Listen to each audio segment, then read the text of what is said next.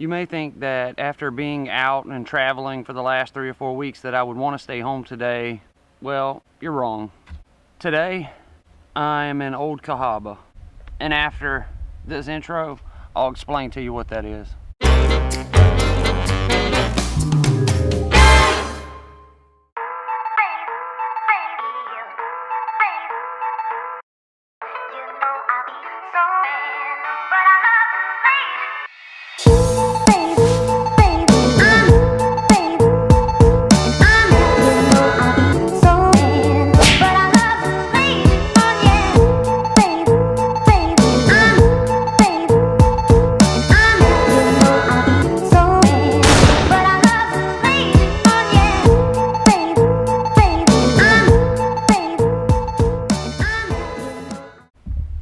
So, in 1819, Cahawba was Alabama's first state capital. Right now, the state capital is Montgomery, but in 1819, it was Cahawba. It was carved out of an old Mississippi Indian village on this property at one time that by 1819 had turned into a ghost town. So they built the town of Cahawba on top of the Indian ghost town. In 1826, just 7 years later, the state capital was moved to Tuscaloosa, but Cahawba survived.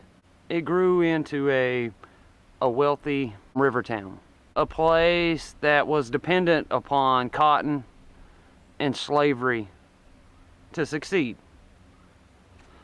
During the Civil War, thousands of Union soldiers were held captive here. And after the war, Cahawba briefly became a refuge for newly emancipated slaves. But then suddenly and mysteriously, the town was abandoned.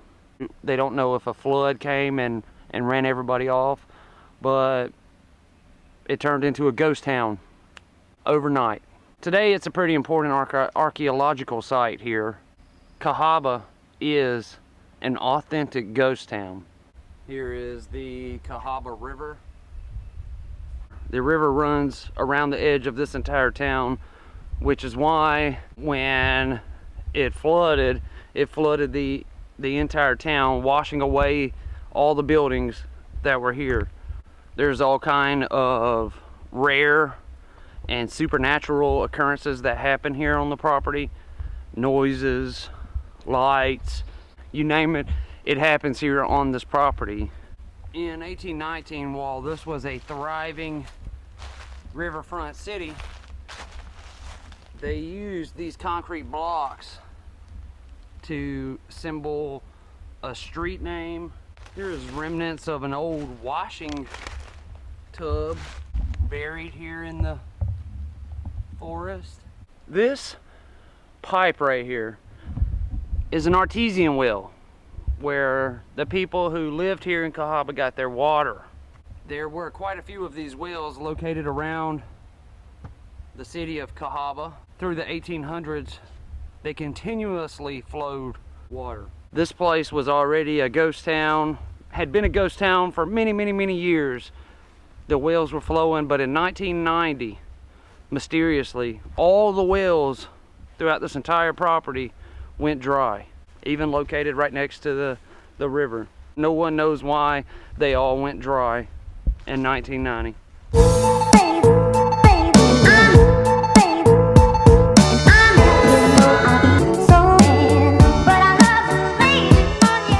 One of the few buildings still standing on the property is right here beside me.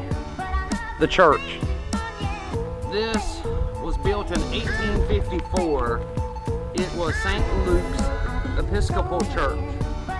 The reason that it survived the floods was because in 1887 it was moved away. It was moved down the road a little ways, far enough away from the water that when all this flooded and it tore everything up, it didn't make it to the church. The church was built here and was here from 1854 to 1887, 22 years. They moved it this place flooded and it tore up everything here in Cahawba. Then they decided to make this ghost town a archaeological and historical site, so they moved the church back. That's why it's still standing. I absolutely love the Gothic style on it. And because the upkeep of parks like this is important and it requires money, you can rent the St. Luke's Episcopal Church, the Gothic style church from 1854. You can rent it out for certain occasions, weddings, events like that, to give you a great backdrop. And they do that so that they can make money to keep this park up. The doors were locked, so I couldn't get inside. This is how they identified their street names in 1819. You can see here they have this placard with documents from back in 1817 where they were drawing up Cahawba.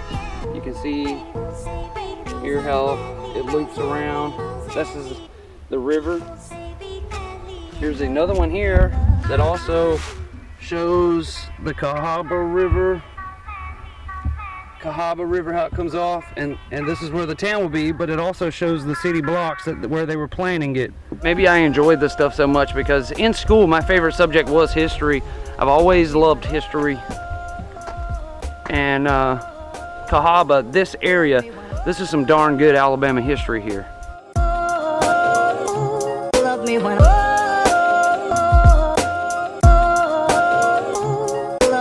love me. Now I've made my way over to the corner of 2nd South Street and Mulberry Street here in Cahawba, and there's two important buildings here that are still standing. The first one was Cahawba's schoolhouse. Cahawba's schoolhouse was a one-room building. Hopefully it's structurally sound.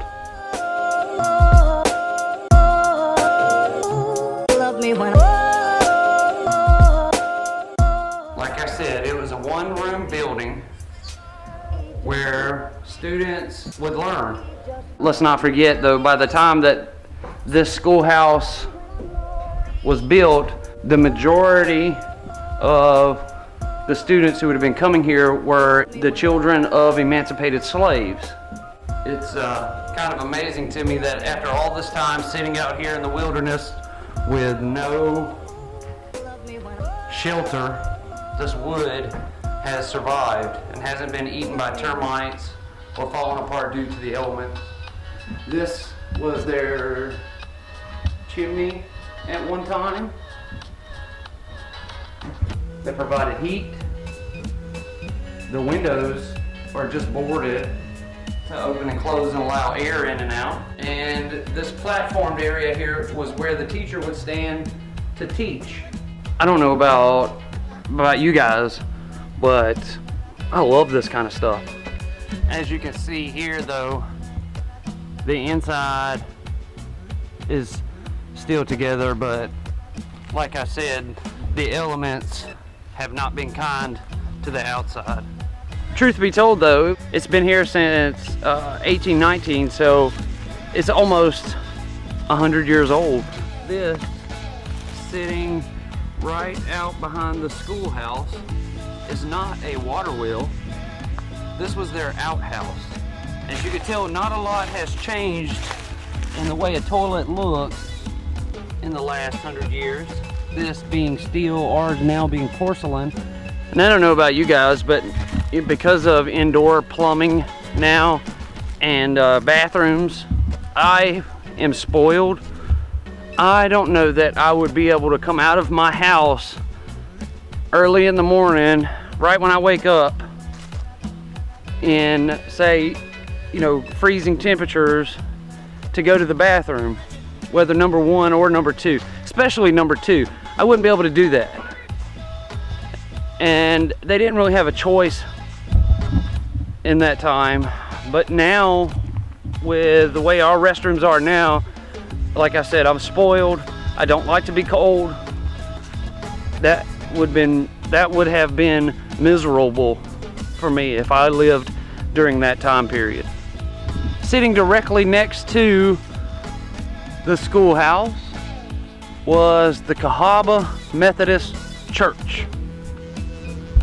It is nothing but ruins now, again because of the flooding and being here in the elements for so long. You can see the interior of it. The bricks are scattered over the grounds. That's how long it's been tore down. Grass is growing up through the bricks. It's pretty interesting. Here at the walls, it was 3 layers of bricks is what made up the walls.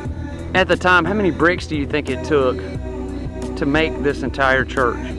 This is just a cylinder concrete pillar.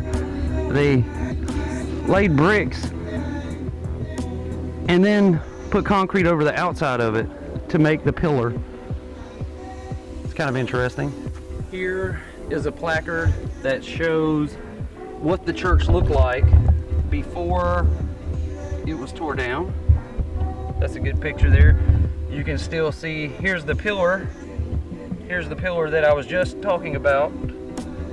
This one's missing altogether, or it's buried there somewhere, part of it. But well, that was a nice church during this time. This is what the inside looked like.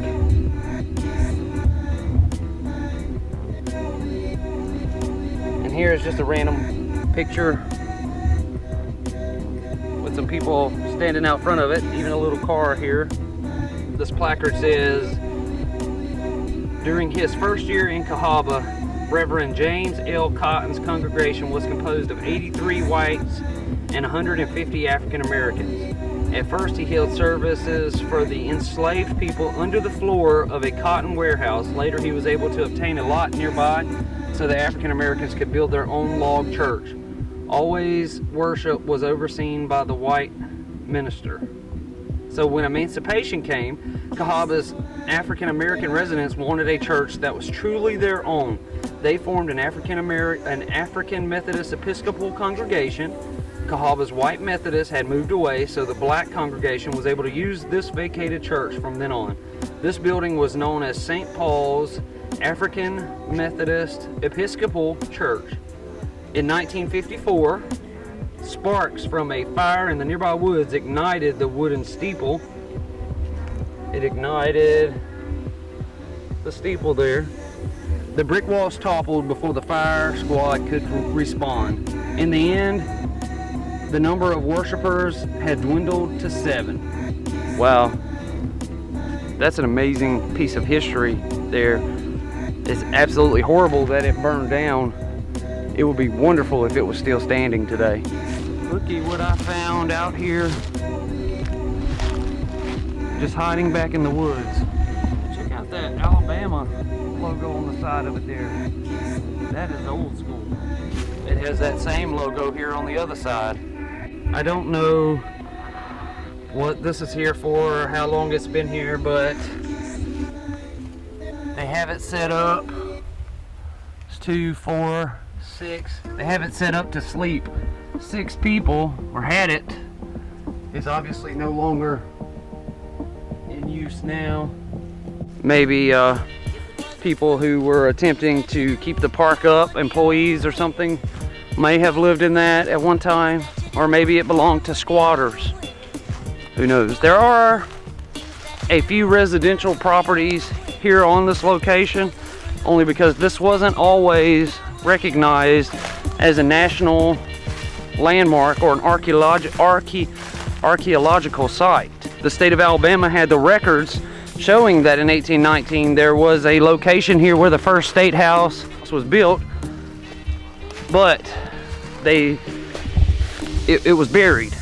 It was in the woods, and they had to set out in search parties to find it. Chances are homeless people or nomads had found this property first, looking for shelter, and you run across that schoolhouse or something, and it made good shelter for them. They have it fenced off because the property isn't stable. But this is the Fambro Arthur home, the oldest original structure in Cahawba. This was home to a judge who presided over Cahawba and a slave. They think it was created out of two smaller homes put together to make this one giant mansion for the judge to live in. You can see here that it's so unstable. They have had to erect boards to keep it upright and keep it from falling over. You can also see this open doorway here that leads down into the basement. This is their well. They've had to post plywood on this entire end of the house because it's in such disarray. Oh, they had to board up almost this entire property to keep it from falling down anymore. Undoubtedly, in Cahawba's heyday, this would have been a mansion of all mansions here. It would have been a beautiful, lavish home.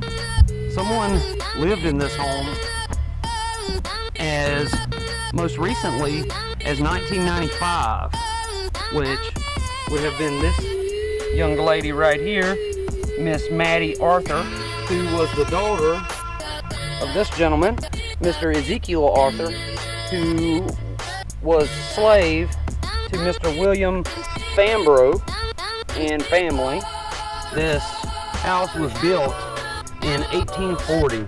This property here at one time was a two-story brick slave quarter.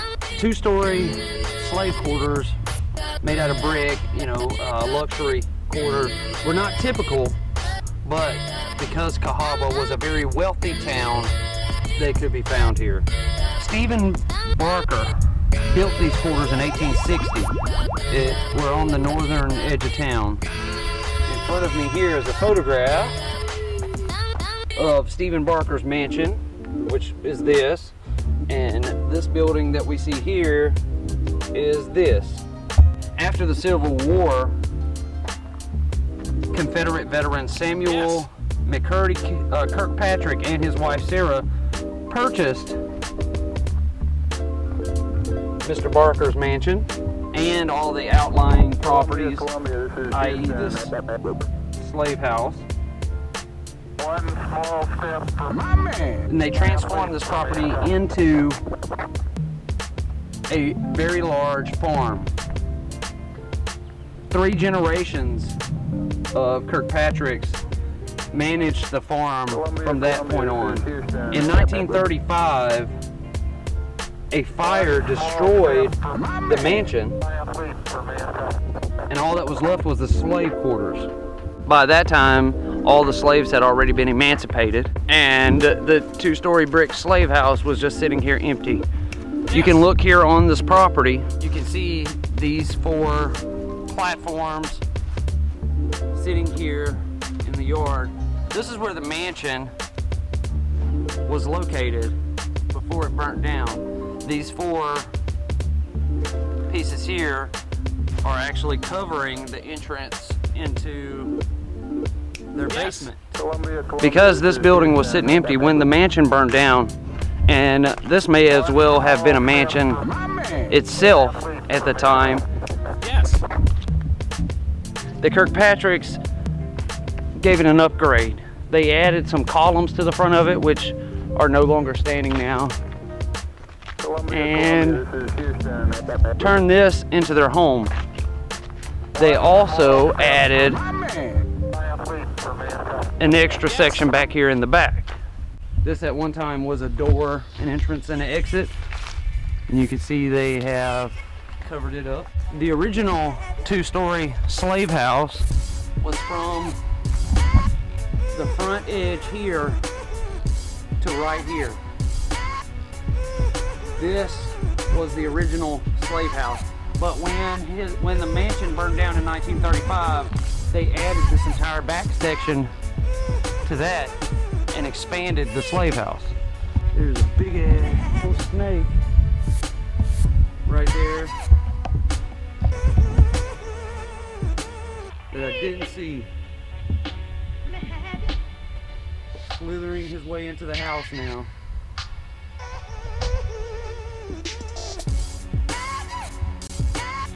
Now I guess I have to watch where I'm going. I don't do snakes. Ugh. When they added the columns, they also added a deck, which you can see was added here. You can see the discoloration in the bricks where the floor of the deck was and the roof of the deck to keep them covered. They also added these two doors so they could get out onto that deck. I find it kind of interesting though that he didn't build the rear of the house all the way over. He only built it over about halfway, and that was it. This placard we come up to now says "Death in the Street." A May afternoon in 1856, an angry John Bell rounded this corner, which is where we're standing. This building set right there on this corner. He passed by Edward Perrine's Fine Brick Store, which is right here where we're standing. These posts here were the corner of this building. And continued south down the sidewalk. Under his coat he carried 2 pistols and a knife. He was not here to shop. Matthew Troy had filed a civil suit against Bell, but at that moment he was sitting under the shade of a chinaberry tree out front of his office with his head down reading the paper. When Bell reached Troy, he beat him until the hickory stick broke. Battered and bruised, Dr. Troy rolled into the street. There, 3 members of the Bell family quickly surrounded him, all with pistols drawn. Fortunately for Troy, his 2 brothers-in-law ran in to defend him. Shots were fired. When the smoke cleared, John Bell was dead in the street. His father, John R. Bell, was dying. Dr. Troy recovered from the attack and won his suit against Bell's estate. I guess they shouldn't have messed with Mr. Troy that day. After my snake encounter, I'm a little worried about walking in here. Do you see this giant hole in the ground here? This was a shopping center. The hole there was the basement of the shopping center. It had 8 different stores or offices or partitions. However, you know, back then it was called a row, but it had 8 different individual stores. 2 brothers came down from Staten Island, New York, who were businessmen, and opened it up. This is where people came to buy their cotton and to do any shopping that they had to do. They did it right here, right behind the merchant shops. He built his mansion, which is pictured here. So he built his mansion, and directly behind it were the row of shops. These pillars over here to the right are these pillars here that have survived the test of time. The rest of the mansion, however, has fallen into the hole here. The Cochrans, the gentleman from Staten Island who built their home here and the stores behind it, also invested in a line of steamships. And if you look right here, you can see this is the Cahawba River, and their steamships were able to come right into this area, right next to the merchant shops and right in to where their house was. An Alabama natural wonder, the Cahawba River. Another interesting side note about the Corcoran Mansion here. During the Civil War, shortly after the Battle of Selma, the Union General James Harrison Wilson and General Nathan Bedford Forrest of the Confederacy, both of them traveled here to Cahawba under a white flag of truce to discuss. They came here to discuss a prisoner exchange. They both stayed in the Corcoran mansion that was right here behind us. Of course, the Corcorans had an allegiance to the Union, but you know, they really didn't have a particular side. They tried to stay as neutral as possible. They did own slaves who worked and presided in the house, but at any rate, Nathan Bedford Forrest and General Wilson both stayed in this house, shared a meal together, sat down and talked, discussed the war, and had a quiet evening together here in this house, in this mansion. The next day, after they had shared their meal and their conversation, they both rode away, to resume the bloody war that had pitted them against one and each other only because of their allegiance, not as people. They got along as people. They rode away from Cahawba. The following day, the very next day, General Robert E. Lee surrendered at Appomattox. The very next day. This road right here was Vine Street. This was downtown Cahawba, where off in all these other streets we've been to, homes were scattered. They were not on this one road. This one road, it was lined with buildings, as you would see in any other downtown area, and thriving with shops and merchants everywhere. You can see that there are basically no remnants of that at all. In fact, this area here, it was actually a well, a public well for anybody to come get water. They had it right smack dab in the middle of the street, so you could stop and get some water as you were coming by. This is actually an archaeological dig. They're looking for remnants of a building that was located on this corner. And that building would have been Alabama's first state house. In 1862, the Confederacy used one of Cahawba's brick cotton warehouses to temporarily house men captured at the Battle of Shiloh. In 1863, they officially converted the warehouse into a military prison. The inmates called it Castle Morgan, reportedly after the daring Confederate raider John Hunt Morgan.